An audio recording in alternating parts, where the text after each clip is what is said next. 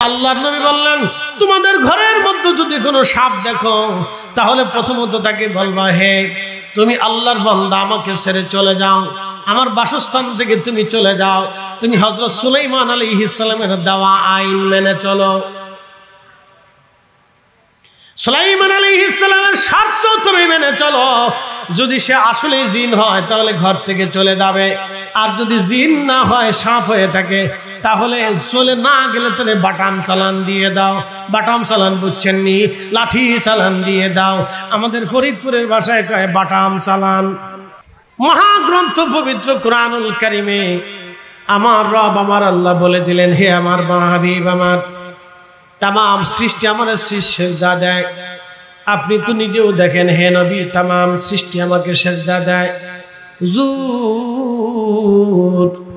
তার মানে বোঝা গেল সবার আগে আল্লাহকে যিনি আল্লাহ বলে স্বীকার করলেন তিনি আমার আপনার নবী।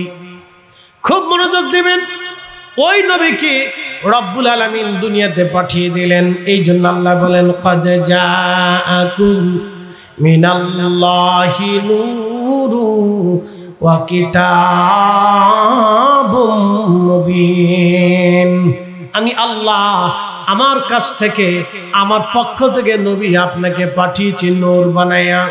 অপর আয়াতে আল্লাহ বললেন, ওয়ামা আরসালনাকা ইল্লা রাহমাতাল লিল আলামিন। तमाम বিশ্ববাসীর জন্য শুধু আপনাকে রহমত বানাই আমি পাঠিয়েছি। আল্লাহ বললেন, হাবিব আমি আপনাকে পাঠিয়েছি। আর এক আয়াতে আল্লাহ বললেন, কামা আরসালনা ফীকুম রাসূলা, আমি আপনাকে তাদের মধ্যে রাসূল বানিয়ে পাঠিয়েছি। আল্লাহ বলেন, আমি আপনাকে পাঠাইলাম। অপর আয়াতে আল্লাহ বললেন, ইয়া আইয়ুহান নাবিয়্যু ইন্না আরসালনাকা শাহিদ। ও আমার হাবিব, আপনাকে আমি পাঠিয়েছি শাহিদ, সাক্ষী বানিয়ে পাঠাইলাম। মুবাশশিরাও ওয়া নাযীরা, আপনাকে সুসংবাদ প্রদানকারী হিসেবে পাঠাইলাম, আপনাকে ভীতি প্রদর্শনকারী হিসেবে পাঠাইলাম।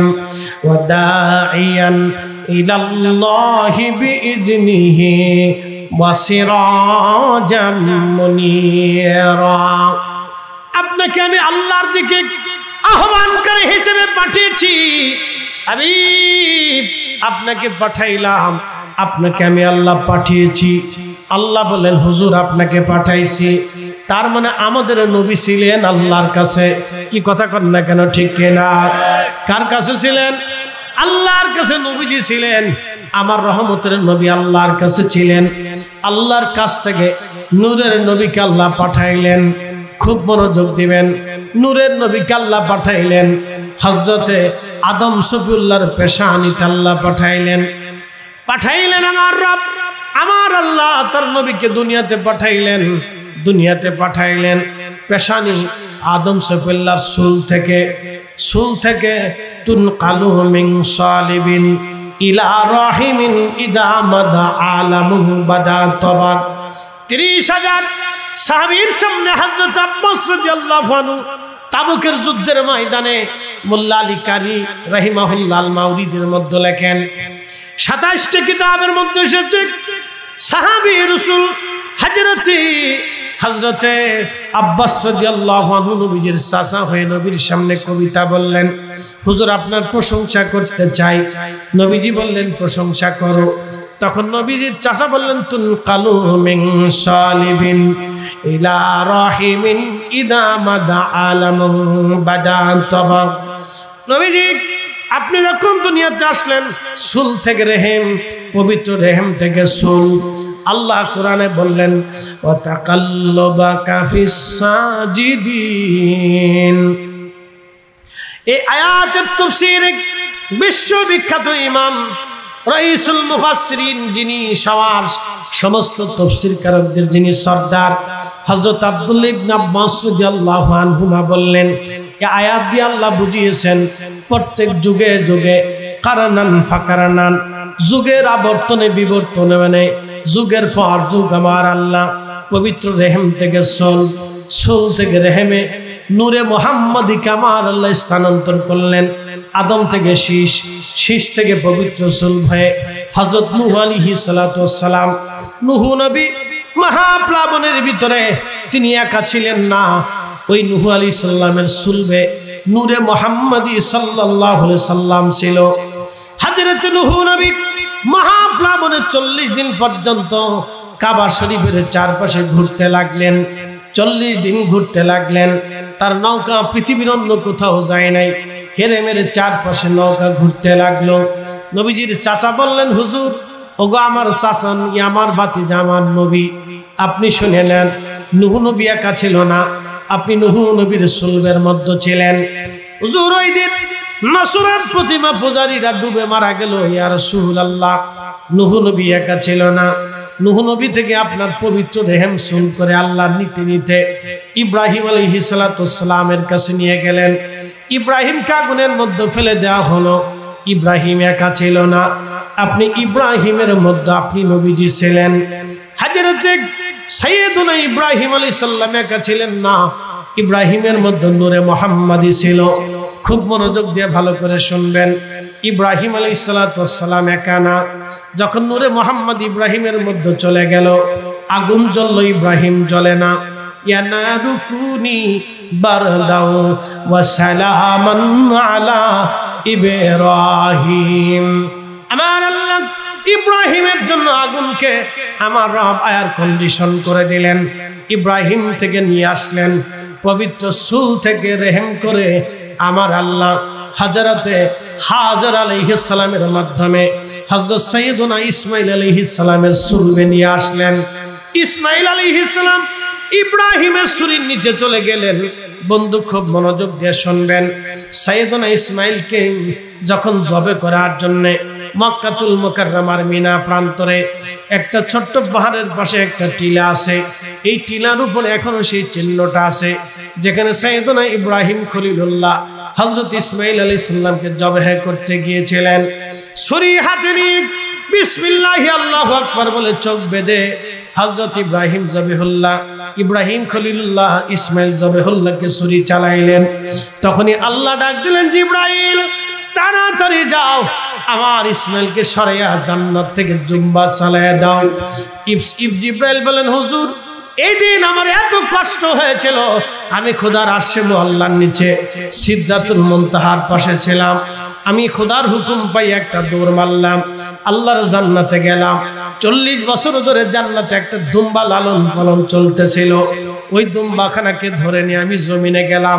মিনা প্রান্তরে যাইয়া ছুরির নিচ থেকে ইসমাঈল আলাইহিস সালামকে সরাইয়া আমি দুম্বাখানা ইব্রাহিমের ছুরির নিচে দিয়ে দিলাম। সেই জন্য তিনি হলেন জবিহুল্লাহ, আল্লাহর পক্ষ থেকে জবাহ।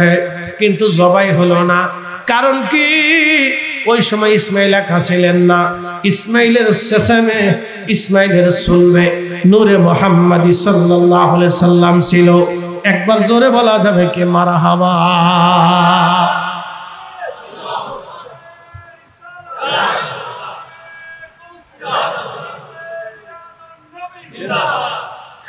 এই নূরে মুহাম্মাদি আনতে আনতে ইসমাঈল জবিহুল্লাহ থেকে আসতে আসতে আমার নবীজির বাবা জান, নবীজির দাদা আব্দুল মুত্তালিবের সুলবে, আব্দুল মুত্তালিবের সুল থেকে রেহেম করে চলে আসলেন হযরত আব্দুল্লাহর সুলবে, আব্দুল্লাহ সুল থেকে চলে আসলেন হযরত আমিনার রেহেমে। আল্লাহ বলেন, তাকাল্লুবাকা ফিস সাজিদিন, হুজুর আমি আপনাকে সিজদাকারীদের মাধ্যমে দুনিয়াতে নিয়ে আসছি। আজকে ওরা কারা? আমাদের দেশে যারা বুকে হাত বেঁধে নামাজ পড়ে, ওদের আকীদা হলো নবীজির আব্বা আম্মা দুইজন কাফের ছিল, জাহান্নামী ছিল। জোরে বলা যাবে না নাউজুবিল্লাহ? যারা রাসূলের আব্বা আম্মাকে কাফের এবং জাহান্নামী বলে, আমরা কোনোদিনও তাদেরকে মানতে পারবো না। হাত উঁচা করে বলেন ঠিক কিনা? কখনো মানতে পারবো না। কারণ নবীজির আব্বা আম্মাকে কাফের বলে যারা আল্লাহকে সিজদা দেয়, এটার মধ্যে অবশ্যই অনেক বড় ভণ্ডামি আছে। যারা বলেন কি আছে? ভণ্ডামি আছে। প্রিয় নবীর আব্বা আম্মা কখনো কাফের হতে পারে না। ভালো করে শুনবেন, আল্লাহ বলেন আমি তাদেরকে সিজদাকারী পেয়েছিলাম। প্রিয় নবীর আব্বা আম্মা দুইজন সিজদাকারী ছিলেন। আমার রব আমার আল্লাহ তাদেরকে সিজদাকারী বানিয়েছিলেন। খুব মনোযোগ দিবেন হাজিরিন, রহমতের নবী আহা দুনিয়াতে আসবেন, পবিত্র নূর মোবারক হযরত আমিনার রেহেমে চলে গেল। হযরত আমিনা বললেন, দুনিয়ার মানুষকে তোমরা শুনে নাও, দুনিয়ার অন্য কোন নারীর মতো আমার কোনো নারীত্ব ছিল না, দুনিয়ার অন্য কোন নারীর মতো আমার গর্ভত্ব ছিল না। আমি জানতামই না আমার রেহেমের ভিতরে কোনো সন্তান আছে, ব্যথা নাই, বেদনা নাই, কিছু নাই, আমি কিছু জানি না, ভারিত্ব ওজনত্ব কিচ্ছু আমার ভিতরে নাই। আমার যখন পৃথিবীতে আমার সন্তান ভূমিষ্ঠ হবে, আমি আমার হারামের ভিতরে, আমি আমার ঘরের মধ্যে ঘুমিয়ে আসি। ঠিক এমন সময় ঘুম ভেঙে গেল আমার, দেখলাম আকাশ থেকে সাদা কুয়াশা মেঘ এসে আমাকে ঘিরে ফেলল। লক্ষ্য করলাম ডান পাশে খেজুর গাছের মতো উঁচু সুন্দরী রূপসী এক নারী বসে আছে। এত সুন্দর রূপসী নারী আমি কখনো দেখি নাই। জিজ্ঞেস করলাম, কে গো আপনি? জবাব দিলাম, না তুমি আমাকে চিনো না, আমি তোমার আদি মাতা হাওয়া। বলে, আপনি হাওয়া? কিসের জন্য আপনি এসেছেন? আরে আমেনা, তুমি বড় ভাগ্যবতী, তোমার রেহেমে রাহমাতুল লিল আলামিন আসছে। আমেনা রে, আল্লাহর জান্নাত থেকে আল্লাহ পাঠিয়েছে ওই নবীকে রিসিভ করার জন্য। নবী আসবে, তোমার পাশে আল্লাহ আমাকে পাঠিয়েছে। আমি হাওয়া জান্নাত থেকে তোমার কাছে এসে গেছি। একবার জোরে বলেন আল্লাহু আকবার। হযরত আমেনা বলেন, আমি বামে তাকিয়ে দেখি আরেকজন রূপসী সুন্দরী নারী বসে আছে। কে আপনি? বলে, আমি ঈসা রুহুল্লাহর মা। হযরত আমেনা, আপনি বড় ভাগ্যবতী, আপনার উদরে রাহমাতুল লিল আলামিন তশরিফ আনবে। ওই নবীকে রিসিভ করার জন্য, আহলান সাহলান দেওয়ার জন্য আমার আল্লাহ জান্নাত থেকে আমাদেরকে পাঠিয়েছেন।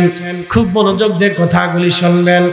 আল্লাহর নবীর মা হযরত সাইয়েদা আমেনা বলতেছেন, দুনিয়ার মানুষে আমি দেখলাম খারাজা মিনহা নূর, আমার ভিতর থেকে নূর বের হয়ে যায়। কি বের হয়? জোরে বলেন কি? আমার ভিতর থেকে নূর বের হলো। নূর বের হওয়ার পরে দুনিয়ার অন্য অন্য বাচ্চারা দুনিয়াতে প্রসব হওয়ার পরে, ভূমিষ্ঠ হওয়ার পরে এই বাচ্চারা হাওয়া করে কাঁদে, কিন্তু দুনিয়ার অন্য কোনো বাচ্চার মতো না। আমার সন্তান মুহাম্মদ আমিনকে আমি দেখলাম, আমার সন্তান সেজদার মধ্যে পড়ে আছে। আর সেজদার মধ্যে পড়ে আমার সন্তানের জবান থেকে একটা আওয়াজ আসতেছে, ইয়া রব হাবলি উম্মতি, ইয়া রব হাবলি উম্মতি। আল্লাহ, আমার উম্মতের কি হবে? আমার উম্মতের উপায় কি? চিৎকার করে বলবেন আল্লাহু আকবার। হ্যাঁ, জোরে জোরে জোরে জোরে জোরে জোরে বলেন না, ইয়া রাসূলুল্লাহ। হযরত আমিনা বললেন, দুনিয়ার মানুষ, আমি তার সেজদারত দেখেছি, সেজদা থেকে শব্দ বলে কাঁদতে দেখেছি, আমি তার সেজদার মধ্যে দেখেছি। আমি উঠে দেখলাম সে সেজদায় পড়ে আছে, সেজদারত আছে। আমার নবী রাহমতের নবী আসলেন, এই জন্য পবিত্র নূর, নূর মুবারক ভালো করে বুঝে যাবেন। এই নবীর প্রেমের নূর, নবীর ইশকের নূর। শুনে যান, নবীর প্রেমের নূর, এই রাসূলের ইশকের নূর, ইশকের নূর, প্রেমের নূর, ইশকে মুহাম্মাদি, নূরে মুহাম্মাদি, ইশকের নূর, প্রেমের নূর। কারণ ঈমানের ভিতরে, কলিজার ভিতরে যদি না থাকে, ওই ঈমানের 4 পয়সা দাম নাই। এই জন্য আল্লামা ইকবাল লিখেছেন, মগজ করা রোহে ঈমান জানে দিন, হাসতে হবে রাহমাতুল লিল আলামিন। মগজ করা রোহে ঈমান জানে দিন, হাসতে হবে রাহমাতুল লিল আলামিন। কোরআনের মগজ বলো, ঈমানের রূহ বলো, ধর্মের প্রাণ বলো, সব কিছুর মূল হলো নবীর ভালোবাসা। ইশকে রাসূল যার নাই, ঈমান তার নাই। ইশকে রাসূল যার নাই, ঈমানে তার নূর নাই। কথা কর না কেন? এ মুসলমান, খুব মনোযোগ দিবেন। সাহাবীদের জিন্দেগিতে কোন সাহাবী আগে আশিক ইলাহি হয় না, আগে আশিক রাসূল হইছে। কথা কন না কা? হযরত বেলাল আশিক রাসূল, ওয়াসাল করেন আশিক রাসূল হযরত আবু বকর। আশিক রাসূল, শুধু কি আশিক রাসূল? নবীজি বললেন আবু বকর হিজরত করা লাগবে, প্রস্তুতি নিও। হযরত আবু বকর সেদিন থেকে ঘরের দরজায় হেলান দিলেন। শুধু বুঝেন, হযরত আবু বকর ঘরের দরজায় হেলান দিলেন, দরজার সাথে কান লাগায় দাঁড়ায় থাকেন, ঘুমান না, দাঁড়িয়ে আছেন। নবীজি আসবে, নবী আসবে, মেহবুব আসবে, মেহবুব আসবে, মেহবুব আসবে, আসবে। স্ত্রী ছেড়ে দিলেন, সন্তান ছেড়ে দিলেন, স্ত্রী ছেড়ে দিলেন, সন্তান ছেড়ে দিলেন, বিছানা ছেড়ে দিলেন। নবী আসবে, রাসূল আসবে। নবীর আশায় প্রথম দিন গেল, দ্বিতীয় দিন গেল, সপ্তাহ চলে গেল, মাস চলে গেল, মাস চলে গেল, মাস চলে গেল। এইভাবে বহু মাস পরে আল্লাহর নবী ঘরের দরজার মধ্যে টোকা দিলেন, ছোট্ট করে আবু বকর, ছোট্ট করে একটা ডাক দিলেন। দরজা আস্তে করে খুলে গেল। নবীজি বললেন আবু বকর তুমি কি ঘুমাও নাই? বলি ইয়া রাসূলুল্লাহ বহুদিন আগে আপনি বলেছিলেন হিজরত করা লাগবে। নবীজি আমি আপনার জন্য এই দরজায় হেলান দিয়ে দাঁড়িয়ে আছি, স্ত্রী ছেড়ে দিয়েছি, নির্ঘুম ভাবে ঘুম হারাম করেছি, বিবি থেকে জুদা হয়েছি, সন্তান থেকে জুদা হয়েছি, ইয়া রাসূলুল্লাহ নিজের আরাম থেকে জুদা হয়েছি। সব কিছুকে এক পাশে লাথি মেরে ফেলে দিয়ে আমার আকা, আমার মাওলা, আমার মেহবুব আসবে, আমি আমার মেহবুবের জন্য দরজার সাথে হেলান দিয়ে দাঁড়িয়ে আছি। আপনি কবে আসবেন? জুর আপনি আসবেন আর আমি ঘুমিয়ে থাকবো। আবু বকর, আবু বকর বলে ডাকবেন। কাফেররা জেনে যাবে আপনাকে কষ্ট দেবে নবীজি, তা কি করে হয় ইয়া রাসূলুল্লাহ? সেই জন্য আমি আবু বকর কখনো ঘুমাই নাই। আরো জোরে, আরো জোরে। না না জোর হয় না, জোরে জোরে জোরে। আবু বকর কি আশিক ইলাহি না আশিক রাসূল? আবু বকর জানতেন আশিক ইলাহি হওয়ার আগে আশিক রাসূলের খেতাব নিতে হবে। ইশকে রাসূল হলেই আশিক ইলাহি হবে। কথা কন না কেন? আশিক রাসূল হলেই আশিক ইলাহি, দরবারে মুস্তাফার গোলামি হলেই আল্লাহর গোলামি, নবীর ইত্তেবা হলেই আল্লাহর ইত্তেবা। মাইয়ুতির রাসূলা ফাকাদ আতা আল্লাহ, নবীর ইত্তেবা হলে আল্লাহর ইত্তেবা। কুল ইন কুনতুম তুহিব্বুন আল্লাহ, উম্মতকে বলে দেন কেউ যদি আমার আশিকে ইলাহি হতে চায়। আল্লাহ বললেন হাবিব উম্মতকে জানান কেউ যদি আশিকে ইলাহি হতে চায়, আশিকে ইলাহি হতে চায়, ফাত্তাবিউনি ফাত্তাবিউনি, সেজন্য পোশাক আপনাকে দিয়ে দেয়, জীবন আপনাকে দিয়ে দেয়, হায়াত আপনাকে দিয়ে দেয়, মৃত্যু আপনাকে দিয়ে দেয়, তার জিন্দেগীর সব কিছু যেন আপনাকে দিয়ে দেয়। ইউহিব্বুকুমুল্লাহ, আমি আল্লাহ আশিকে ইলাহি হয়ে যাব। শুনিয়া যান হযরত আম্মা জান আয়েশাকে নবী বলেন আয়েশা দুনিয়ার কেউ কি আকাশের নক্ষত্র গনে গনে শেষ করে দিতে পারবে না? আয়েশা, আয়েশা রে তুমি কি জানো? আম্মা জান আয়েশা বলেন হুজুর তাহলে আকাশের নক্ষত্র তুল্য নেকি কি কারো আমল নামায় আছে? নবীজি বলেন হ্যাঁ আয়েশা আছে। বলে হুজুর তিনি কে? বলে তিনি হযরত ওমর, যারা আমল নামায় আকাশের নক্ষত্র তুল্য নেক আল্লাহ দিয়ে রাখছে। আম্মা জান আয়েশার মনটা একটু বেজার হয়ে গেল, কারণ তিনার আব্বা জান ছিলেন হিজরতের সাথী, কঠিন বিপদের সাথী, বাবার নামটা বলে নাই। আম্মা জান মন বেজার হয়ে যাওয়ার পরে নবীজি বলেন আয়েশা মন খারাপ কেন করছো? বলে হুজুর ভাবছিলাম আপনি আপনার আমার আব্বা জানের নাম বলবেন, কিন্তু দেখলাম না আমার আব্বা জান এই তালিকার ভিতরে নাই, সেই জন্য মনটা খারাপ হয়ে গেছে। বলে আয়েশা রে মন খারাপ করো না, শোনো তোমার আব্বা জানের এক রজনীর নেক, এক রজনীর আমল, এক রাতের বুজুর্গি, এক রাতের নেক আমার উম্মতের তামাম জিন্দেগির নেক এক পাল্লায় দিল, আমার আবু বকরের এক রাতের নেকের ওজনের সমান হবে না। বলে হুজুর সে রাত কোন রাত? কোন রাত নবীজি? কোন রাত? কোন রাত ইয়া রাসূলুল্লাহ? সে রাত কোন রাত? আল্লাহর হাবিব বললেন, আয়েশা রে, যেদিন হিজরতের রজনীতে আমি বের হয়েছিলাম, তোমার বাবার ঘরের দরজার পাশে একটা ছোট্ট করে ডাক দিয়ে টুকা দিয়েছিলাম, সাথে সাথে দরজা খুলে গেল। জিজ্ঞেস করলাম, আবু বকর, তুমি কি ঘুমাও নাই? তোমার আব্বা জবাব দিল, হুজুর, যেই দিন থেকে আপনি বলেছিলেন হিজরত করা লাগবে, সেই দিন থেকে ইয়া রাসূলুল্লাহ আমি আর ঘুমাই নাই। দরজায়, আপনার দরজার পাশে হেলান দিয়ে দাঁড়িয়ে আছি। ইয়া রাসূলুল্লাহ, ইয়া হাবিবাল্লাহ, নবী গো, আমি আপনার অপেক্ষায় দাঁড়ানো আছি। আয়েশা, এই রাতের আমল বুজুর্গি এত বিরাট হয়েছিল রে আয়েশা, আমার উম্মতের তামাম দুনিয়ার নেক যদি এক পাল্লায় দেওয়া হয়, আমার আবু বকর আমার জন্য দাঁড়িয়েছিলেন রাতের পর রাত, এই রাতের নেক যদি আর এক পাল্লায় দেওয়া যায়, আমার আল্লাহ এতটাই খুশি হয়েছেন, এত পরিমাণে নেক দিয়েছেন যে আমার আবু বকরের নেকের ওজনের সমানও হবে না। তার মানে কি বুঝলেন? রসুল প্রেমের বুজুর্গির কোন সীমানা আল্লাহ রেখে দেন নাই। নামাজ জামাতে বললে 27 গুণ সওয়াব হবে। মাহে রমজানে রোজা রাখলে আল্লাহ জীবনের গুনাহ মাফ করে দিবে। বন্ধু, খুব মনোযোগ দিবেন, 1 টাকা দান করলে 70 গুণ বাড়াবে, অথবা অগণিত গুণ বাড়ায় দিবে, বিগয়রি হিসাব আল্লাহ দিবে। কিন্তু আমার রসুল প্রেমের মর্যাদার কোনো সীমানা আল্লাহ রেখে দেন নাই, এটা সীমাহীন মর্যাদা। কারণ আমার নবীর মর্যাদা আল্লাহ সীমা রেখা দেন নাই, আমার রসুলের ইজ্জতের সীমা রাখা আল্লাহ দেন নাই। আহা, খুব মনোযোগ দিবেন, আমার নবীর ইশকে রসুলের মর্যাদার সীমা রাখা আল্লাহ দেন নাই।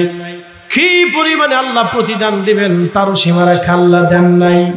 এই জন্য ইশকে রসুল যদি কারো কলিজার মধ্যে না থাকে, খুব মনোযোগ দিবেন, ইশকে রসুল কারো কলিজার মধ্যে না থাকলে তার ঈমানের কোনো নূর নাই, তার ঈমানের কোনো নূর নাই, তার প্রেমের কোনো নূর নাই, তার কলিজাতে ঈমানের কোনো সম্পদ নাই, সে সরাসর বেঈমান। এই জন্য আল্লাহ পাইতে হলে নবী পাওয়া লাগবে। এই জন্য ইশকে রসুল, মহাব্বতে রসুল অন্তরে যদি না থাকে তার কিছুই হবে না। প্রশ্ন রাখবেন ফরিদে হুজুর, আমরা রসুলকে ভালোবাসি, একটা কথা মনে রাখবেন, ভালোবাসা 2 ধরনের, একটাকে বলা হয় মহাব্বতের জাতি, আর একটা হলো মহাব্বতের সিফাতি। মহাব্বতের জাতি হলো কলিজার খুন্দি, ভিতর থেকে রসুলকে মহাব্বত করে, এটা হলো মহাব্বতের জাতি। আর একটা হলো মহাব্বতের সিফাতি। বলে হুজুর, মহাব্বতের সিফাতি কি? নবীজি পাগড়ি পরেছেন, এটা মহাব্বতের সিফাতি। প্রিয় নবীর ডান হাতে খাবার খেয়েছেন, আপনি ডান হাতে খাবার খান, এটা মহাব্বতের সিফাতি। আল্লাহর নবী দস্তরখানা বিছিয়েছেন, দস্তরখানার উপরে খাবার খাওয়া মহাব্বতের সিফাতি। রহমতের নবীজি ডান হাত দিয়ে খাওয়ার পরে চেটে খেয়েছেন, মহাব্বতের সিফাতি। আল্লাহর নবী মুস্কি মুস্কি হেসেছেন, মহাব্বতের সিফাতি, কারণ এটা সুন্নাত, মহাব্বতের সিফাতি। আল্লাহ রসুল দাড়ি রেখেছেন, আপনি দাড়ি রাখবেন, মহাব্বতের সিফাতি। আল্লাহর নবী ঘাড় বাবরি রেখেছেন, আপনি ঘাড় বাবরি রাখবেন, মহাব্বতের সিফাতি। আল্লাহর নবীর, মেহবুবের নবীর যতগুলি সুন্নত আছে, সব সুন্নতগুলি দেখে দেখে মেনে মেনে চলা, মহাব্বতের সিফাতি। এই মহাব্বতের সিফাতি বলতে যে নবী বলেন, মান আহাব্বা সুন্নতি, আমার সুন্নতকে কেউ যদি ভালোবাসে, ফাকাদ আহাব্বানি, সে আমাকে ভালোবাসে। ওমান আহাব্বানি, যে আমাকে ভালোবাসবে, কানা মাই ফিল জান্নাহ, সে আমার সাথে জান্নাতে চলে যাবে। এটা হলো মহাব্বতের সিফাতির মর্যাদা। আর একটা মহাব্বত হলো মহাব্বতের জাতি। মহাব্বতের জাতি হলো কলিজার ভিতর থেকে রসুলকে মহাব্বত করা। যেমন একটা মা সন্তানকে কলিজার ভিতর থেকে ভালোবাসি, সন্তানের ক্ষতি হয়ে যাক মা চায় না, কারণ কলিজার ভিতর থেকে ভালোবাসে। একটা পশু পাখির ভিতরে আল্লাহ সন্তানের প্রতি মায়া দিয়ে দেয়, ভালোবাসা দিয়ে দেয়। দেখবেন কুকুরের বাচ্চা হয়েছে, এই কুকুরের সন্তান হওয়ার পরে, বাচ্চা হওয়ার পরে আপনি যদি কুকুরের বাচ্চাটাকে মারতে যান, দেখবেন মা কুকুরটা আপনাকে কামড়াইতে আসবে, মারতে আসবে। কারণ এই কুকুর হৃদয়ের গভীর থেকে সে তার বাচ্চাকে ভালোবাসে। আপনি একটা গাভীর বাচ্চা হয়েছে, কোলে করে আপনি হাঁটবেন, গাভীর রশি কেটে দিবেন, সারা এই অঞ্চল বলে গাভী আপনার পিছে পিছে হাঁটবে। কারণ ওই গাভী কলিজার ভিতর থেকে তার সন্তানকে ভালোবাসে। এই মা কলিজার ভিতর থেকে সন্তানকে ভালোবাসে, এই ভালোবাসার নাম হলো মহাব্বতের জাতি। নবীজি বললেন, আমার উম্মত তোমরা ঈমানের স্বাদ তোমার অন্তরে আসবেই না যদি মহাব্বতের জাতি তোমার ভিতরে না আসে।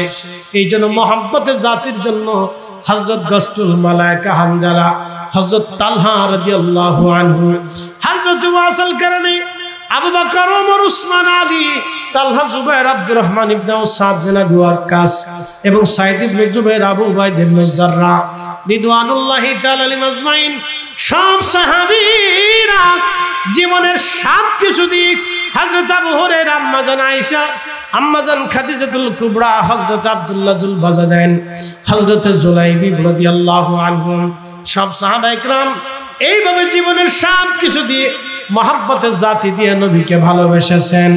এমন কোন সাহাবী নাই রে যারা মহাব্বতের জাতি দিয়ে নবীকে ভালো না বাসতেন। এই মহাব্বতের জাতির কোনো সীমানা হয় না, এর মর্যাদার কোনো পরিসীমা করা যায় না। এই মহাব্বতের জাতি করার কারণে পৃথিবীর কাউকে আল্লাহ ফেরেশতা দিয়া আসমান জগতে নিয়ে গোসল আল্লাহ দেওয়াই নাই, কিন্তু গসলুল মালায়েকা হানজালাকে আল্লাহ আসমানে গোসল দেওয়াইছে। একবার জোরে বলা যাবে কি মারহাবা। ইন্নাল্লাযীনা কাফারু মিন আহলিল কিতাবি ওয়াল মুশরিকিনা ফি নারি জাহান্নাম খালিদিনা ফিহা। আমার রব, আমার আল্লাহ বলে দিলেন, হে আমার বান্দা তোমরা শোনো, ইন্নাল্লাযীনা কাফারু, যারা অবিশ্বাসী, আমি আল্লাহকে লা ইলাহা ইল্লাল্লাহ বলে মানো না, আমি আল্লাহকে লা ইলাহা ইল্লাল্লাহ বলে মানো না, মুহাম্মাদুর রাসূলুল্লাহ সাল্লাল্লাহু আলাইহি সাল্লাম, এই শব্দমালার উপরে তোমরা যারা মানো না, শুনে রাখো, এই শব্দমালা তোমরা মানো না, কারণ এই দুইটা শব্দমালা সবার আগে, আগে আল্লাহ, তারপরে মুহাম্মাদুর রাসূলুল্লাহ সাল্লাল্লাহু আলাইহি সাল্লাম, এই দুই শব্দ যারা মানো না, শোনো, ফি নারি জাহান্নামা খালিদিনা ফিহা, চিরদিন ওই জাহান্নামের মধ্যেই তোমরা থাকবে, কোনদিন ওই জাহান্নাম থেকে আমি বের করব না, আমি কোনদিন তোমাকে জাহান্নাম থেকে বের করব না। যারা কাফির এবং যারা আহলে কিতাব এবং মুশরিক, তোমরা যারা আমি আল্লাহর সাথে শিরিক করেছো এবং তোমরা যারা আমি আল্লাহকে অস্বীকার করেছো, আমার রসুলকে যারা অস্বীকার করেছো, ফেরেশতাকে যারা অস্বীকার করেছো, কবরকে যারা অস্বীকার করেছো, হাসরকে যারা অস্বীকার করেছো, জান্নাত জাহান্নামকে যারা অস্বীকার করেছো, পূর্ববর্তী নবীদেরকে যারা অস্বীকার করেছো, আমি আল্লাহর আনিত বিধান কোরআনকে যারা অস্বীকার করেছো, তোমরা শুনে রাখো, ফি নারি জাহান্নামা খালিদিনা ফিহা, চিরদিন তোমরা ওই জাহান্নামের মধ্যে থাকবে, কোনদিন আর তোমরা জাহান্নাম থেকে আমি আল্লাহ বের করব না। তাদের উপর আল্লাহ স্থায়ীভাবে গুসা হয়ে যান, রাগ। কেন? সবার আগে আমার রব, আল্লাহর তো কোনো শুরু নাই, কোনো আওয়াল নাই, কোনো শেষ নাই। আল্লাহর কোনো আওয়াল নাই, আল্লাহর কোনো শুরু নাই, আল্লাহর কোনো শেষ নাই, আল্লাহর কোনো আওয়াল নাই, আল্লাহর কোনো শেষ নাই, আল্লাহর কোনো আওয়াল নাই, আল্লাহর কোনো আখের নাই, আল্লাহর শুরু নাই, আল্লাহর শেষ নাই, আল্লাহর ডানে নাই, আল্লাহর বামে নাই, আল্লাহর সামনে নাই, আল্লাহর পিছন নাই, আল্লাহর উপর নাই, আল্লাহর নিচ নাই, আল্লাহর দৈর্ঘ্য নাই, প্রস্থ নাই, ব্যাস নাই, ব্যাসার্ধ নাই, ওজন নাই।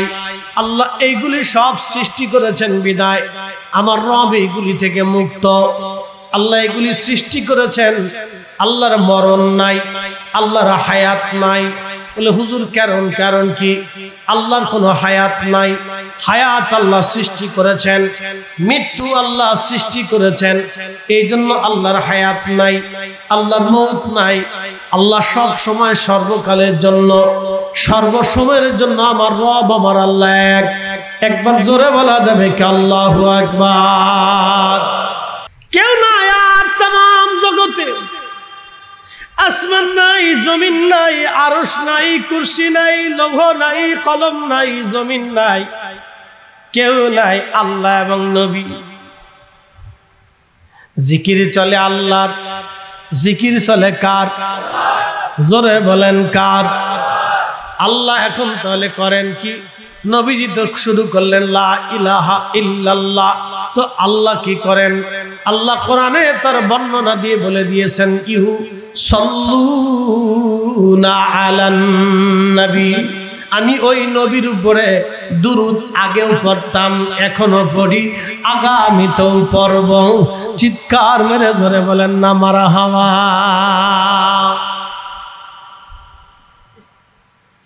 তাহলে আমার নবীর আলোচনা, নবীজির প্রতি বর্ণনা আল্লাহ আমার রব আগে নিজে চালু করেছেন। কি কথা বলেন ঠিক কিনা? আল্লাহ নিজে চালু করলেন। খুব ভালো করে মনোযোগ দিয়ে শুনবেন। এই জন্য আল্লাহ কোরআনে বললেন কুল ইন্না সালাতি ওয়া নুসুকি ওয়া মাহইয়ায়া ওয়া মামাতি লিল্লাহি রাব্বিল আলামিন। নিশ্চয় সালাত আমি আল্লাহর জন্যে, কুরবানি আমি আল্লাহর জন্যে, জীবন আমি আল্লাহর জন্যে, মৃত্যু আমি আল্লাহর জন্যে, রব্বুল আলামিন সমস্ত জগৎ সমূহের রবের জন্যে। এরপরে আল্লাহ বললেন ওয়াবিযালিকা উমিরতু লা শারীকা লা। হুজুর বলে দেন আমার তো কোনো শরীক নাই, লা শারীকা লা, আমি রব ছাড়া আর কোনো রব নাই, লা শারীকা লা। বলে দেন আমি আল্লাহর শরীক নাই। ওয়াবিযালিকা উমিরতু, আপনি আরো বলে দেন যে আপনি আদিষ্ঠিত হয়েছেন এই কথাটা বলার জন্য। ওয়া আনা আউয়ালুল মুসলিমিন, আমি আল্লাহ, আপনি হাবিব বলে দেন আমি নবী সবার আগে মুসলমান। আপনি নবীর আগে আমাকে কেউ লা ইলাহা ইল্লাল্লাহ বলতে পারে নাই, আপনি নবীর আগে আমাকে কেউ আল্লাহ বলে স্বীকার করতে পারে নাই, আপনি নবীর আগে কেউ আমার জিকির করতে পারে নাই, আপনি নবীর আগে আমার শুকরিয়া কেউ আদায় করতে পারে নাই, আপনি নবীর আগে আমাকে কেউ সেজদা দিতে পারে নাই, আপনি নবীর আগে আমাকে কেউ আল্লাহ বলে স্বীকার করে নাই, আপনি নবীর আগে আমাকে কেউ রব বলে মেনে নাই, আপনি নবীর আগে আমি আমার একত্ববাদের স্বীকারোক্তি কেউ দেয় নাই, আপনি নবী সবার আগে আমাকে লা ইলাহা ইল্লাল্লাহ বলে মেনেছেন। একসাথে বলবেন না মারহাবা?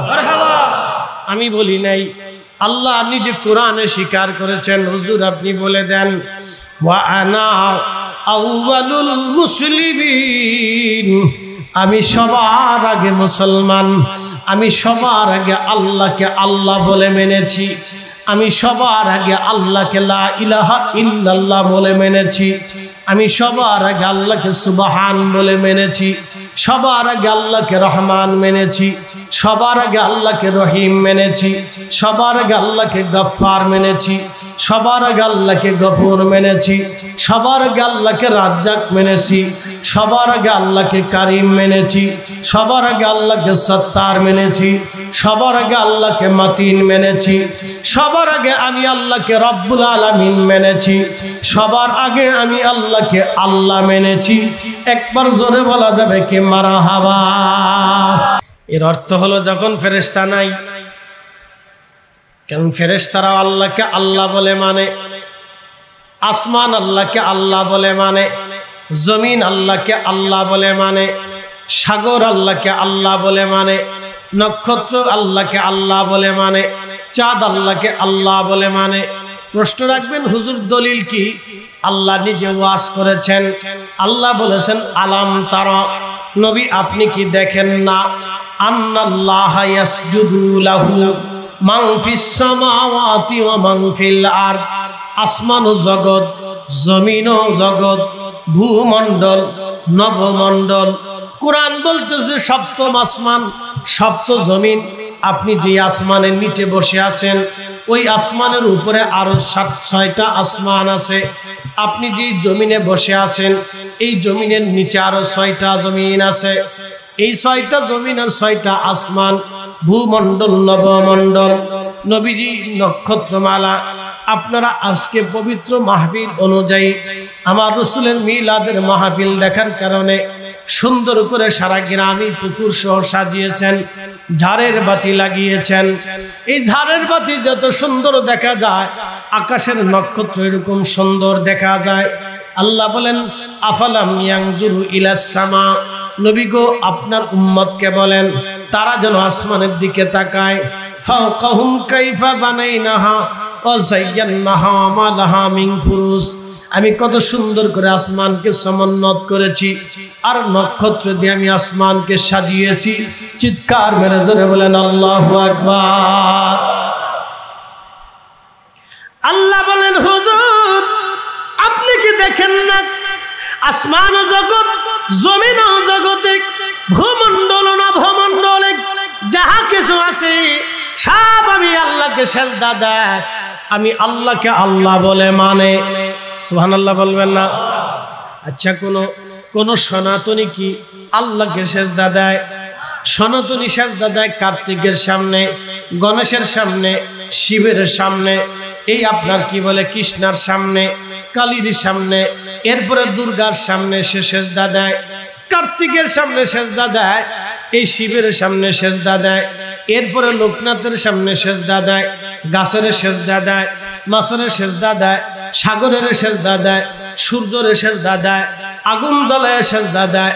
সনাতনী আল্লাহকে সেজদা দেয় না, বৌদ্ধ সে আল্লাহকে সেজদা দেয় না, সে বুদ্ধের সামনে সেজদা দেয়। শিখ গুরুদুয়ারা বানাইলো, ওই পশ্চিম পূর্ব পাঞ্জাবের স্বর্ণ মন্দির বানাইলো। এই স্বর্ণ মন্দির বানাইয়া শিখ ধর্মের মানুষেরা গুরু নানকের সামনে যায় সেজদা দিল, বলল তুমি আমাদের ভগবান।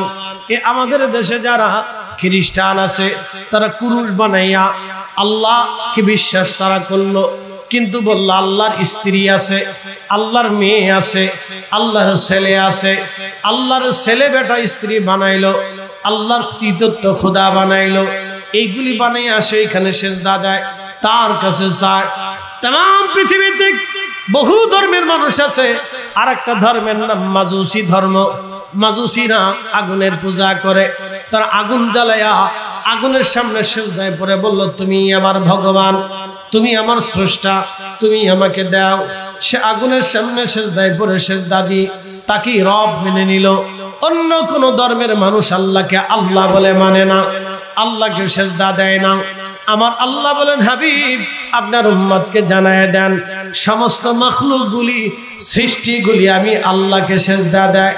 আর শামসু সূর্য আমার সিজদা দেয়, আল কামারু চাঁদ আমার সিজদা দেয়, অন্নুজুমু নক্ষত্র সমূহ আমাকে সিজদা দেয়, আকাশের নক্ষত্র আল্লাহকে সিজদা দেয়, অল জীবাণু পাহাড় সমূহ আমাকে সিজদা দেয়, অসাজারু গাছ আমাকে সিজদা দেয়, অদ্দামাবু সমস্ত প্রাণীরা আমার সিজদা দেয়, তামাম মাখলুক আমাকে সিজদা দেয়।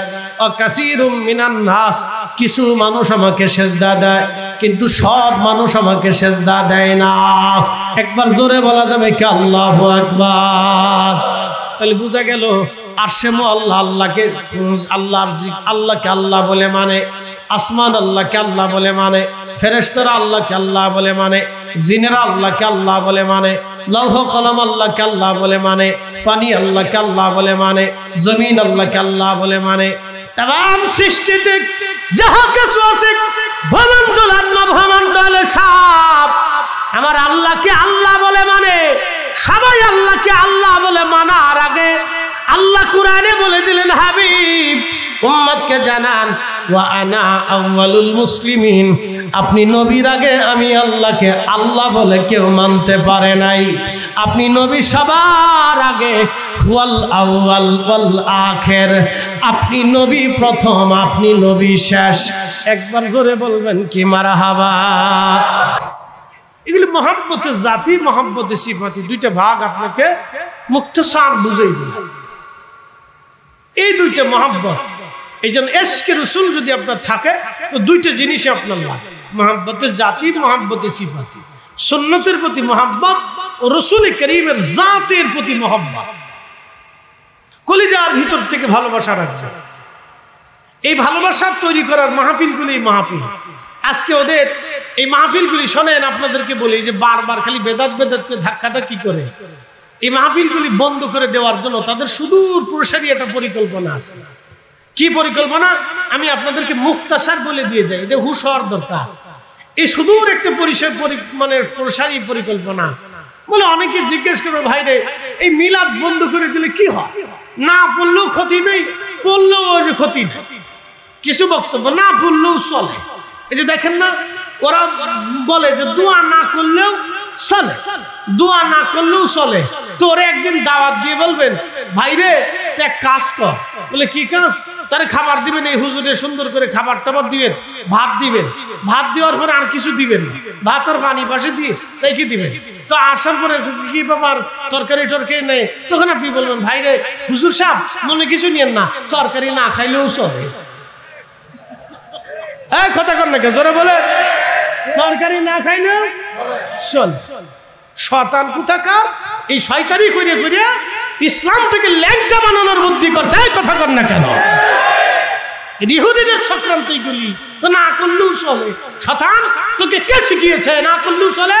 আল্লাহ নিজে বলছেন, ফামাইয়া আমাল মিসকালা যাররাতিন খায়রান ইয়ারা, অনুপরিমাণ নেকের কাজ যদি করো তাও বেনিফিট আমি আল্লাহ তোমাকে দিব। আর শয়তানকে না করলেও চলে, না করলেও চলে। আমি মাহফিলে গেছি চুয়াডাঙ্গা, বেশ অনেক বছর করোনার আগে, পদ্মা সেতু হয় নাই তখনও।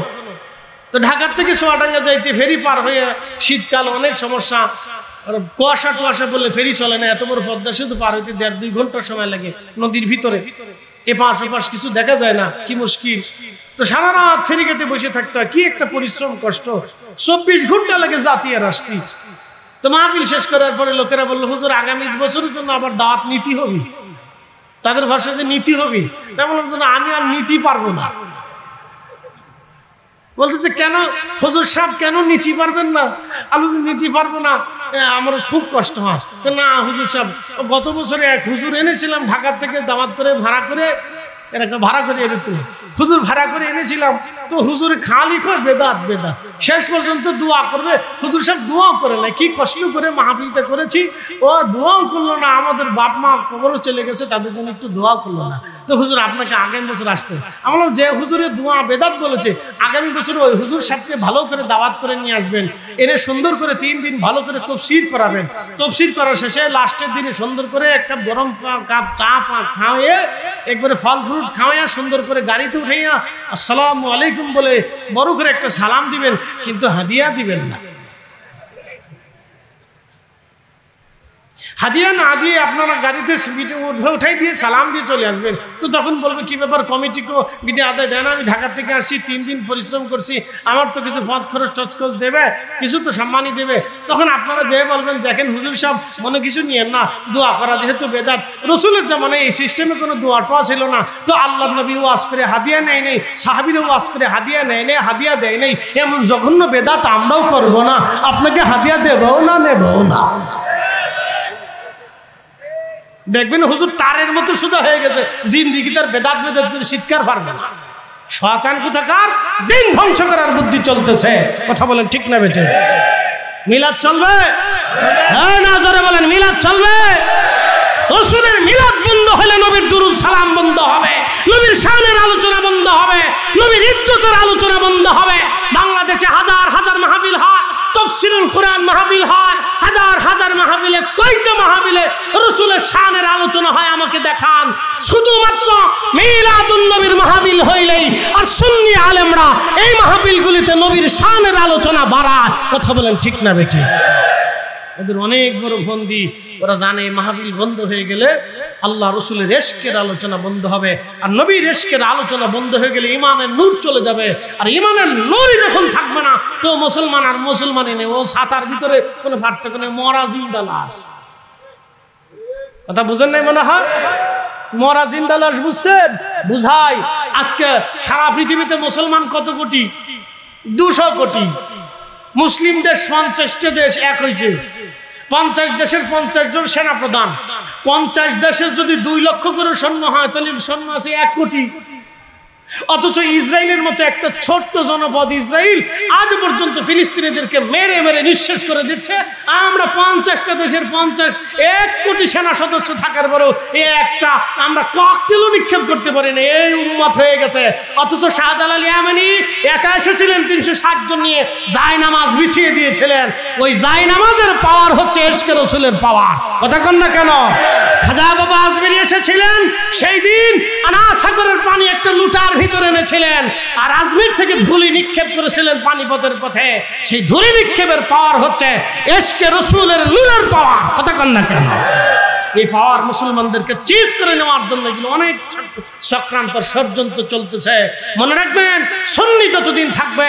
ওলি ততদিন থাকবে আর ওলি যতদিন থাকবে সুন্নিয়ত ততদিন থাকবে কথা বলেন ঠিক না অল্পতে বুঝাইলা হিসাব কষে তারপরে বুঝে যাবে চক্রান্ত কিন্তু ছোটখাটো না অনেক বড় চক্রান্ত অনেক বড় চক্রান্ত এজন্য দেখবেন আব্দুল ওহাব নজদির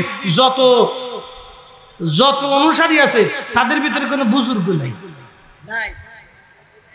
এই কথা কন না কেন আছে আপনি সারা তাদেরকে দেখান তো তারা পশ্চিমা সিস্টেমের ইসলাম কায়েম করতেছে পশ্চিমা সিস্টেম আল্ট্রা মডার্ন সিস্টেম তাদের পদ্ধতি হলো পশ্চিমা পদ্ধতি দেখবেন সেমিনার করবে তখন বেদাত হয় না কনফারেন্স করবে তখন বেদাত হয় না লং মার্চ করবে তখন বেদাত হয় না আনন্দ মিছিল হবে তখন বেদাত হয় না জশ্ন জুলুস হলে তখন চিল্লাপাল্লা শুরু হয়ে যায় মিলাদ নাম শুনলে গার ভিতরে শরীরে চুলকানি হয় অথচ এত দেশে আপনার দেশে তবলিগ জামাত হলো ইজতেমা হলো এরপর খতমে বুখারী হলো ইসলাহি মাহফিল হলো এরপর ওয়াজ দুয়ার মাহফিল হলো তাফসীরুল কুরআন মাহফিল হলো এত নাম দেশে কোনো নাম নিয়ে চুলকানি নাই খালি মিলাদুন নবীর নাম আসলে চুলকানি শুরু হয়ে যায় তার মানে বোঝা গেল এখানে ডাল মে কুছ কালা হে কথা কর না কেন এখানে বিশ্বে ডাল মে কুছ কালা হে নিশ্চয় কিছু আছে তুমি এত নাম পাইলে সেই নামে তুমি বেদাত পাইলে না সেই সময় তুমি সাহাবী তালাশ করো না বুজুর্গ তালাশ করো না হাদিস তালাশ করো না দলিল তালাশ করো না খালি মিলাদুন নবী সাল্লাল্লাহু আলাইহি সাল্লাম নামটা আসলে তোমার শরীরে এনার্জি চুলকানি শুরু হয়ে যায় কারণটা কি প্রিয় উপস্থিতি এই দুঃখের সাথে কথাগুলি বলতে হয় আজকে আপনাদেরকে তো এই মাহফিল কি চলবে না বন্ধ হবে চলবে চালাবে যত কষ্টই হোক চালাইতে সারা দেশব্যাপী চালাইতে আল্লাহ আমাদেরকে বুঝার মানার তৌফিক দান করুন বলে আমিন আর একটু জোরে বলে না আমিন জিন্দেগি তোর যাই রে ফাঁকি দিয়া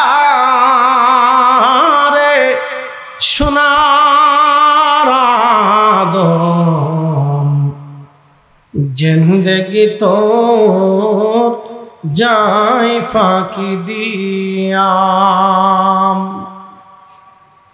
সময় চলে যাচ্ছে সেকেন্ডের কাঁটা tick tick tick tick tick tick tick tick tick tick করে চলে যায় যে সেকেন্ডের কাঁটা চলে গেল আর কোনো দিন আপনি পাবেন না যেই জিন্দেগির জীবনের রাত চলে গেল এই রাত আর কোনোদিন পাবেন না যে দিন চলে গেল আর কোনোদিন পাবেন না যে সপ্তাহ চলে গেল আর পাবেন না যে মাস চলে গেল আর পাবেন না যে বছর চলে গেল আর পাবেন না যে দিন চলে গেল আর পাবেন না যে সময় গেল আর কোনোদিন পাবেন না এই জন্য সময় থাকতে সময়ের ব্যবহার করতে হবে জিন্দেগি তোর যাই রে ফাঁকি দিয়া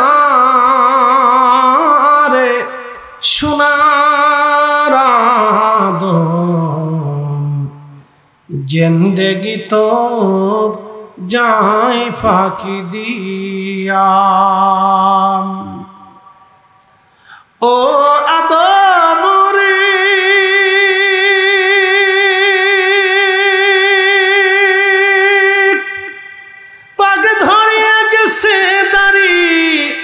দন্ত আছে গোটাচারি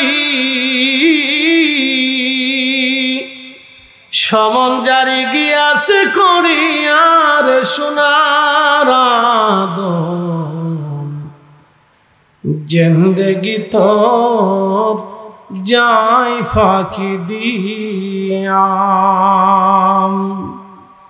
জিন্দেগি তোর যায় রে ফাঁকি দিয়া রে সোনার আদম জিন্দেগি তোর যায় ফাঁকি দিয়া ও আদম রে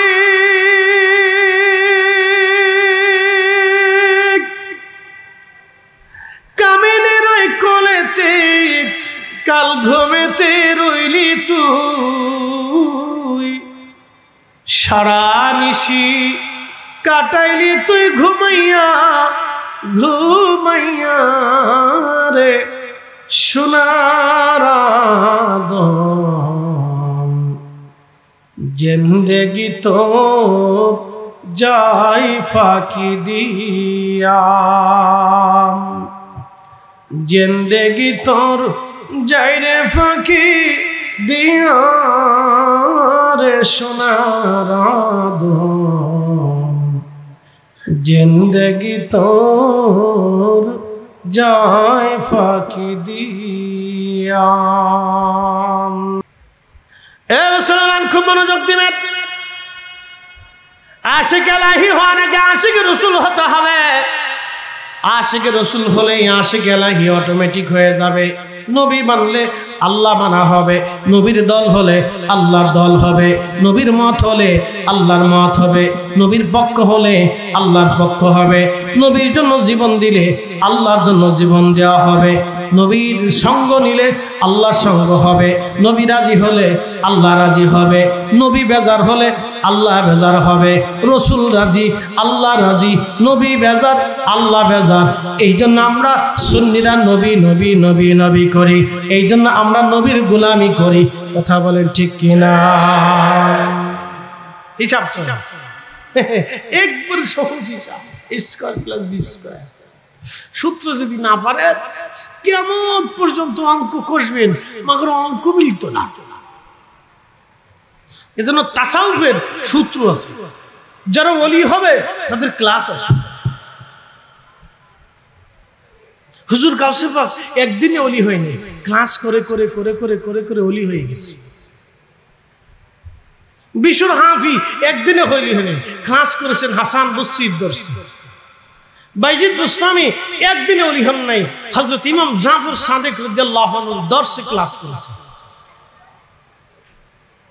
ইমাম আজম আবু হানিফা রাহিমাহুল্লাহ একদিনে হন নাই ইব্রাহিম নখীর দর্শে ক্লাস করেছেন ইব্রাহিম নখী একদিনে ওলি হন নাই তিনি হযরত আব্দুল্লাহ ইবনে মাসউদের দর্শে ক্লাস করেছেন আব্দুল্লাহ ইবনে মাসউদ এমনিতেই পৃথিবীর শ্রেষ্ঠ প্রধান মুফতি ফকিহ হন নাই তিনি রাহমাতুল নবীর দর্শে ক্লাস করেছেন আর রাসূল শুধুই রাসূল হন নাই তিনি সেই নূরে মুহাম্মাদি থেকে আল্লাহর দর্শে ক্লাস করেছেন কথা বলেন ঠিক না ঠিক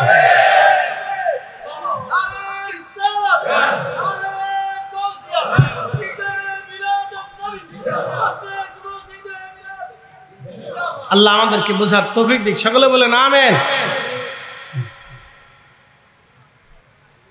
মুক্তাসার আপনাদেরকে কিছু কথা বোঝানোর চেষ্টা করলাম মেহবুব আলা নবী এই জন্য আল্লাহর জিকির হচ্ছে সর্বোত্তম জিকির আমি বুঝাইছি যে জিকিরটা কিভাবে আসলো আর রাসূল করিমের এই নূর কিভাবে দুনিয়াতে আসলো নবীর সম্মান কোথা থেকে চালু হলো আমি আপনাদেরকে মুক্তাসার বোঝানোর চেষ্টা করছি ভিতরে আরো বিশদ আলোচনা ছিল লম্বা করলে সারা রাত চলে যাবে সেই জন্য আমি আর লম্বা করি নাই মুক্তাসারের মধ্যে শেষ করে দিয়েছি শোনেন প্রিয় উপস্থিতি আমার আপনাদেরকে একটা কথা বলি নবী আসবেন যুগ যুগ যুগ যুগ ধরে তার আলোচনা চলমান ছিল এমন কোন নবী নাই যেই নবী তার উম্মতের মাঝে আমার রাসূলের দাওয়াত না দিয়েছে একসাথে বলবেন না মারহাবা জোরে বলেন আচ্ছা বলেন তো আমরা এখন হুজুর গাউসে পাকের প্রশংসা করি না করি কিনা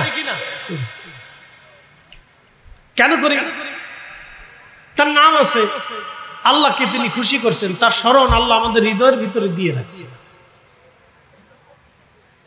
এখন বলেন তো, আগামী দিনে কোন ওলি দুনিয়াতে আসবে আমরা জানি? একসাথে বলেন, জানি? কিন্তু জানি নবী আসবে। সব নবীদের কাছে আল্লাহ মেসেজ পাঠিয়েছিলেন, সব নবীদের কাছে স্বীকারোক্তি নিয়েছিলেন আলমে মেসাকে।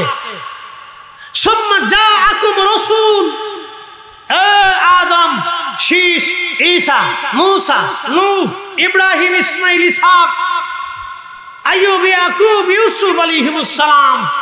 শোনো, তোমরা নবুয়ত পাবে, রাসালাত পাবে, কিতাব পাবে, হিকমত পাবে। সুম্মা জাআকুম রাসূল, তোমাদের মাঝে আমার রাসূল যাবে, মুসাদ্দিকুল লিমা মাআকুম, তিনি কোরআন নিয়ে যাবে, হক নিয়ে যাবে, সত্য নিয়ে যাবে, হালাল নিয়ে যাবে, বিধান নিয়ে যাবে।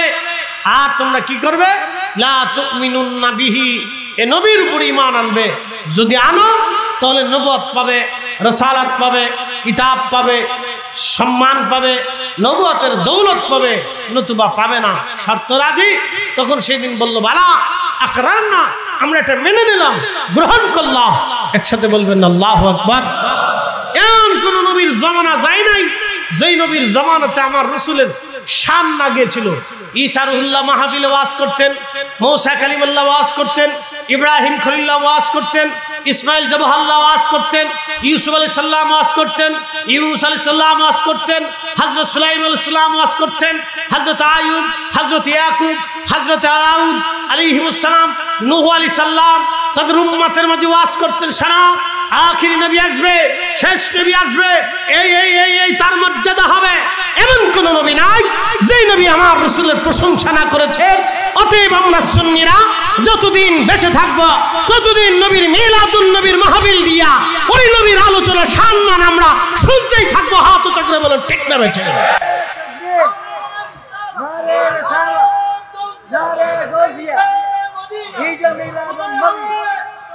আমরা কারো ফতোয়া তোয়াক্কা করি না, কথা বলেন ঠিক কিনা? ও ফতোয়া মানার টাইম আমাদের নেই, ওগুলো দেখার সময় নেই। আচ্ছা বলেন তো, বিরাট বড় মুফতি, কত বড় মুফতি হলে রাসূল কারীমের জুতার সমান হবে? বলেন বলেন আপনি। মুফতি কত লক্ষ আর কোটি বিলিয়ন ট্রিলিয়ন এক জায়গা করলে আমার রাসূলের কারীম সাল্লাল্লাহু আলাইহি সাল্লামের জুতা মুবারকের সমান হবে? বলেন বলেন। শুধু জুতা মুবারক না, জুতা মুবারকের সাথে যে ধুলি লেগেছিল, ওই ধুলিকে যদি হাজার বিলিয়ন ট্রিলিয়ন কোটি খণ্ড করি, ওই খণ্ডের কতটুকু খণ্ডের সমান হবে হাজার হাজার কোটি কোটি মুফতিকে যদি এক পাল্লায় দেয়? তো আল্লাহর মেহবুব নবী এক পাশে থাকবে, তামাম দুনিয়া অন্য পাশে থাকবে, আমরা রাসূল কারীমকেই মেনে নিব। কথা বলেন ঠিক না বেটি? ফতোয়া দিলেই মেনে নেব রে। পুরো উপস্থিতি, এগুলো হচ্ছে ঈমানের একটা বিষয়, মুহাব্বতের বিষয়। মুহাব্বত যদি আপনার না থাকে জোর করে করানো যাবে না। আমার দিকে তাকান তো, অ্যাটেনশন, ভালো করে শুনুন। হযরত আবু বকর সিদ্দিক ঘরের দরজার সাথে দাঁড়িয়ে আছেন কার জন্য? আল্লাহর জন্য না রাসূলের জন্য? হ্যাঁ, বুঝে যাবেন এটা। হযরত ওয়াস আল কারনী দাঁত ভেঙেছিলেন কি আল্লাহর জন্য না নবীর জন্য? হযরত গসলুল মালায়েকা হানজালা ফরজ গোসল বাদ দিলেন। আমার দিকে তাকান, আমার দিকে তাকান, রাত বেশি হয়ে গেছে, আমি জানি ঝিম আসবে, এই জন্য মাঝে মধ্যে ডাকতেছি, মনে কষ্ট নিয়েন না, ডোন্ট মাইন্ড। আমার দিকে তাকান, ভালো করে মাসালা বুঝে যান। গসলুল মালায়েকা হযরত হানজালা গোসল করতে গিয়েছিলেন কোন সময়? শেষ রাতে। কোন সময়? জোরে বলেন। শেষ রাতে। শেষ রাতে দুইটা ওয়াক্ত থাকে, একটাকে বলা হয় তাহাজ্জুদের ওয়াক্ত, আর একটা হচ্ছে ফজরের ওয়াক্ত। না না না, সব না, সব রিকোয়েস্ট করলে হবে না, দুনিয়া ভরে রিকোয়েস্ট করলে হবে না। এক এক ওয়াজের ভিতরে আরেকটা ঢুকেন, খুব মনোযোগ দেন। হযরত আবু বকর, হযরত গসলুল মালায়েকা হানজালা রাদিয়াল্লাহু তাআলা আনহু, তিনি ফজরের ওয়াক্তে গোসল বাদ দিয়ে উহুদে চলে গেলেন। আমার দিকে তাকাবেন, উনি গোসল করেন নাই। গোসল না করলে উনি কি পাক না না পাক? জোরে বলে। ফরজ গোসল ছিল, পাক না না পাক? তো ফজর পড়লেন কোন সময় বলেন? উনি তো উহুদে যায় শহীদ হয়েছেন, তো ফজর পড়লেন কখন? তাহলে ফজর না পড়ার কারণে আল্লাহ শাস্তি কেন দিল না? কিন্তু ফরজ সুযোগ আল্লাহর হুকুম কাজা করছে, বলেন।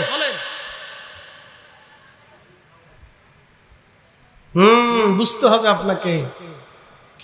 এই জন্য ইশকে রাসূল যার অন্তরে নাই তার ঈমানের কোনো নূর নাই। কথা কন না ঠিক কেনা? ঈমানের নূর নাই। ঈমানের নূর আনতে হলে ইশকে রাসূল আনতে। হযরত গাসলুল মালায়েকা হানজালা শেষ রাতে তিনি গোসলবিহীন উহুদে গেছিলেন। ফজরের রক্তে কখন গেল? কিসের নামাজ পড়লেন তিনি? কিভাবে পড়লেন? অর্থাৎ ওনার ফজরও হয় নাই, গোসলও হয় নাই, তাহাজ্জুদও হয় নাই। হলো কি? জিহাদের ময়দানে চলে গেলেন ইশকে রাসূল নিয়া। আল্লাহ আইব ধরে নাই, দোষ ধরে নাই, গুনাহ ধরে নাই, অন্যায় ধরে নাই। আল্লাহ তার হুকুম অমান্য করার কারণেও আল্লাহ রাব্বুল আলামিন তার উপর বেজার হন নাই। কেন? ইশকে রাসূল। ইশকে রাসূল আল্লাহ আসমানে নিয়ে রহমতের ফেরেশতা দিয়ে হাউজে কাউসারের পানি দিয়ে আল্লাহ গোসল করাইয়া দুনিয়াতে ফেরেশতা দিয়ে নামাইলেন। সাহাবে کرام বললেন আমরা দৌড়ায় যে দেখি হযরতে গাসলুল মালায়েকা হানজালার দাড়ি চুল বেবে টপ টপ টপ টপ করে উহুদে পানি পড়তেছে। হ্যাঁ, এটার নাম ইশকে রাসূল। তিনি গোসলবিহীন উহুদে চলে গিয়েছেন আল্লাহ রাসূলের জন্য। এরকম বহু নজির দুনিয়াতে আছে। আম্মা জান আয়েশা সিদ্দিকা বসে বসে আকাশের নক্ষত্র গুনতেছে। বলে আয়েশা তুমি কি গণো? বলি ইয়া রাসূলুল্লাহ আকাশের নক্ষত্র গণনা করি। প্রিয় নবী বললেন আয়েশা রে, কেউ কি কোনোদিন নক্ষত্র গুনে শেষ করতে পারবে? এই জন্য বিজ্ঞানীরা কোনোদিন এটা গুনে দিতে পারবে না আপনাকে। বিজ্ঞানীরা আজও পর্যন্ত নক্ষত্র গুনে শেষ করতে পারলো না। আর এই বেটাকে আল্লাহ নাই, কি পাগল হয়েছে দেখি। ইস, ও বেটারে বলে না বেটা বিজ্ঞানী, তোর 14 গোষ্ঠী নিয়ে চেষ্টা করে দেখতো আল্লাহর আকাশের নক্ষত্র গুনে দিতে পারিস কিনা।